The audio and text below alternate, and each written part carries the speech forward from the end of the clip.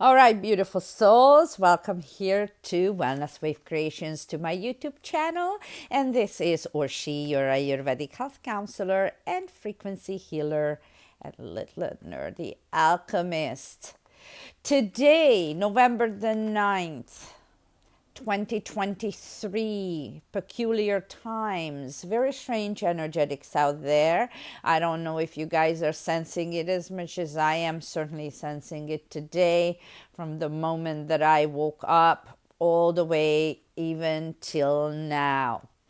But having said that, we're going into the 1111 energetic portal. And when I first heard the word portal, I was like, what is really that? What is that? I didn't have the three-dimensional container in my mind for how that looks, and so by now, and when you are doing your work, your greedy, real, energetic work in your biofield, then you will eventually come to the realization that now I see an energetic portal and how to actually effect that in the three-dimensional reality that I am, let's say, in this physical vessel, as an energetic being, as a light being, as a spirit being.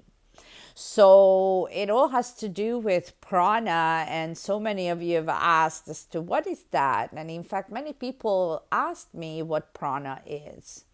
And so today I thought that I will chat with you a little bit about prana, and how I always say that there are two kinds of prana that goes through our biofield, and that is ordinary prana, and then there is heightened prana.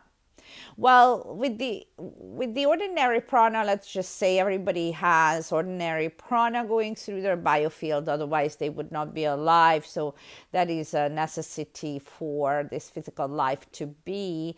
But heightened prana now is a very different ball game, and that is something that I believe needs to be cultivated.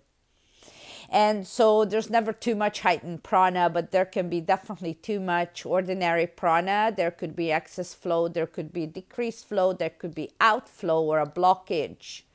And so these are very real things when we're examining your chakras, your energetic storehouses, your energetic centers. And because of these centers, really, of nerve plexi, in the physical body, each chakra, actually the first five, really, to be honest with you, will connect to the physical body. So that would be the root chakra, the sacral chakra, the solar plexus, your heart, and your throat chakras. Those five will have a much more direct correlation to the physical body than the other two, which would be your third eye and the crown. Even though the third eye is a command center, so I will just say to you that eventually, because she is the command center, that the first six chakras will connect to your physical functioning, while the crown chakra does not impact the physical functioning as much. So I'm sure that you guys heard of the word prana. If not, then you heard of the word ki or chi. So it is an energetic life force without which there would be no growth, there would be no life, there would be no expansion, there would be no movement, circulation, or thought. So this is the delivery system. It's the wind. It's the what brings in that air energetics, which then brings in information and carry it through our biofield. And so we all need prana energy, and all need a healthy flow. And each chakras, if you guys have seen any of my previous videos, that chakras, that they all rotate and also oscillate at the same time. In fact, they're supposed to.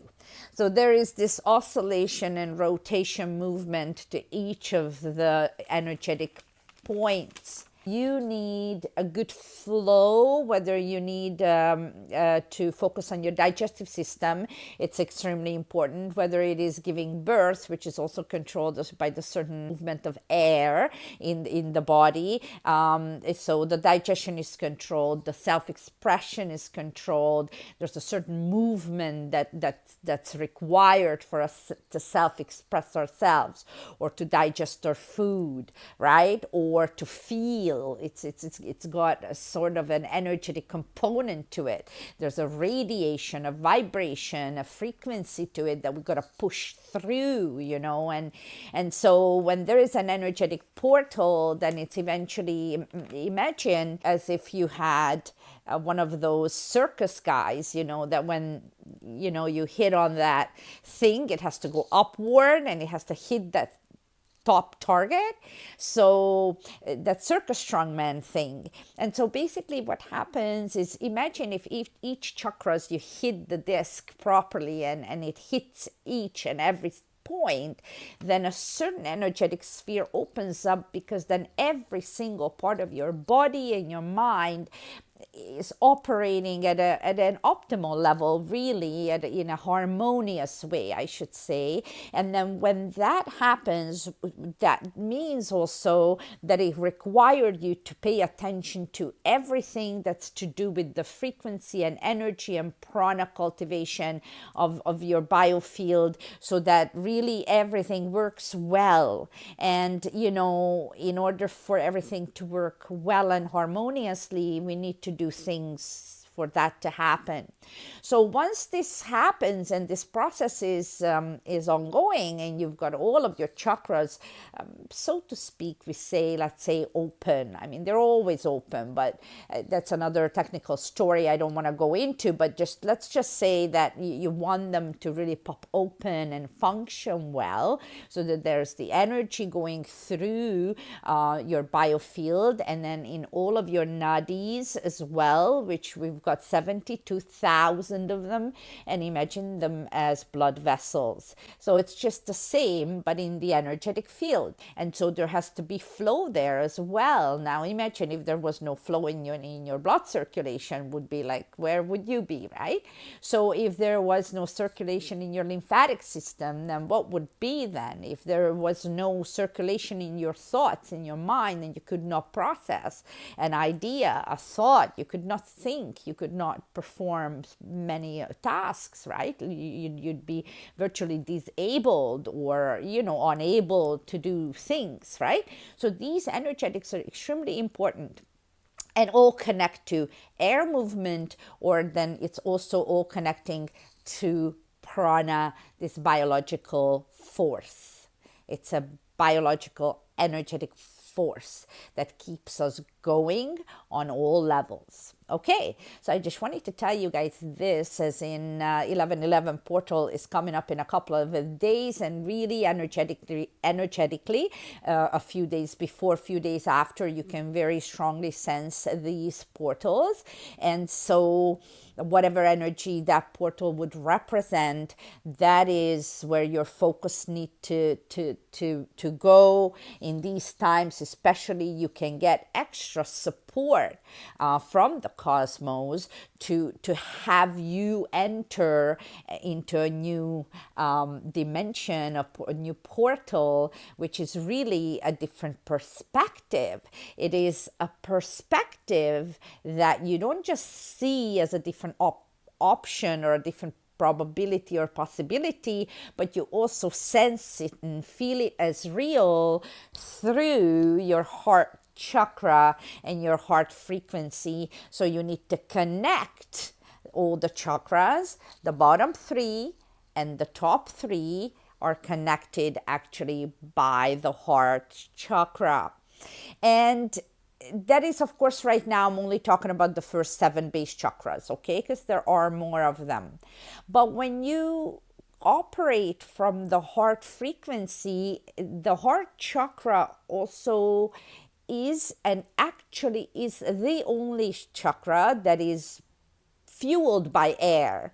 So that energetic center needs movement for it to express itself. So I just have this random prana talk, you guys, but that's basically what I wanted to tell you, how this connects to portals. So then when people hear energetic portals, then I don't know what they're not visioning or how they understand it. Maybe you guys can put it in the comment below and share your ideas with me as to what your vision is of an energetic portal. But definitely it connects to when the 1111 portal is obviously the 1111. It's a 4 pillars. It's a new beginning, a new stability. So when we step through that portal, that energetic field or perspective, then we will be able to create differently once you go into that level. As I said to one of my very dear friend Lisa this morning, it is like, the Sonic game, he just keeps jumping up to the different levels, and the same thing happens here. And it was just 11:11 on my clock actually a couple of seconds ago, so that's super funny. I mean, there are no coincidences, right? So okay, so this is what I was going to tell you guys today a little bit about, and also that, so once again, a key, chi, prana, life force energy are the same things, and they need to circulate through everything that's live, everything that's alive. And so, when there is actually outflow, let's say, of prana in a particular energetic center, and what flows out? What flows out is prana and light. That if it flows out, it causes a great damage to the mind. Okay, to the subtle body, so to the emotional body. So it is an extremely important notion for you to think over how something, from a technical perspective, like prana energy and prana flow and all of that, can affect, let's say, mental diseases, someone's mental wellness, someone's emotional wellness. And so this is also why it is super important to know or be aware or to be in the know of your own prana, of your own flow, of your own energetics. When you've got days where you feel confined, or energetically speaking, it's just something that you feel is blocking you, versus other days when you could just change the whole world and do something super great, and complete something you've been dreading before, even, or something like that. And then so we want that prana energetic flow to be regulated, and so therefore reliable, not one day this, the next day that, because that is obviously a flow problem, a flow regulation that needs to be or should be attended to. And then that person should really hopefully be aware that, or has to have a realization that needs to be fixed. Okay, so what I was going to say to you guys about is that when the Kundalini energy rises, so really the Kundalini, by the way, in Sanskrit means a container of light. So when that sits at the bottom of the rectum area, so that is really the core of the root chakra. And from that energetic point goes out two main energetic nadis or channels, and they are the fire and the water lines, and they go like that, right? Okay, so both of those energetic vessels need to carry prana energy in a harmonious way with each other as well. And then when that happens, then Kundalini energy, so the light at the bottom, starts rising upward, and it's almost like upgrading you on every level, energetically speaking. But in order for that to happen, you really need to do the physical grinding work of doing, whether it is absolutely cellular hydration, nutrition, organic, the right stuff, all of that, exercise, even just taking it easy sometimes, even if you've got a good structure going on in your life, you need to know how to get away from that, and how to keep things in balance, work-life balance, for example. And many people actually have that very much lost, so there's a different kind of value there. And if you see that perspective, then maybe in a certain way, maybe finances are not that important into that magnitude for you to lose a bunch of other valuable, things out of your life in order to gain, let's say, that fiscal extra whatever on the spreadsheet.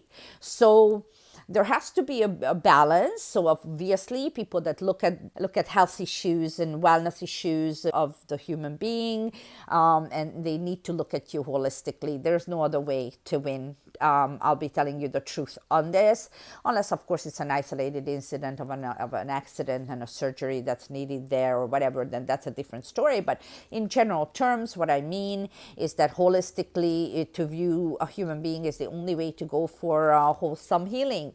Otherwise, there's going to be leakage in the system, so equally speaking, you cannot just keep focusing on one thing. Like, let's say I constantly want to meditate but don't want to do anything else, like that doesn't work either. So there has to be a balance between the physical body, the mind, and the soul's day-to-day activities, right? And so that's about it with prana. Now, so once again, what I want to say to you is that when all the 7 chakras are fully operational, then really the Kundalini energy is able to rise. And then when that happens, then it brings about transformation of consciousness, but such one that is permanent. And that's what I want to leave you guys with today, about prana, that in order to achieve transformation of consciousness, that's how it would connect to your chakras and nadis, your energetic channels and your energetic blood vessels, if you will, and how to work with the energetic storehouses, and how important this prana flow energetics to be regulated is. And so I hope that answers your questions. And what I also want to say to you guys is that I will, in my next video, talk to you guys about prana, heightened prana, ordinary prana, and more of the differences there. And I also will talk to you guys about foods and what, when you take it in, is actually got low prana value versus high prana value intakes that you can have into your beautiful physical vessel. Well, all right. So I hope you guys are having a beautiful day wherever you are. November 9th here, almost at the 11/11 portal. Excited to see what that energetic portal brings for all of us. And thank you for watching my channel. And kindly, please do the like, do a comment, do a subscribe, hit the bell notification, and that helps the channel tremendously. And then you need to know that that one little action on your part is going to go a whole long way through the globe, and hopefully get these messages across to as many people as possible to impact the collective consciousness. All right. Namaste. See you guys soon. Bye-bye. Adios.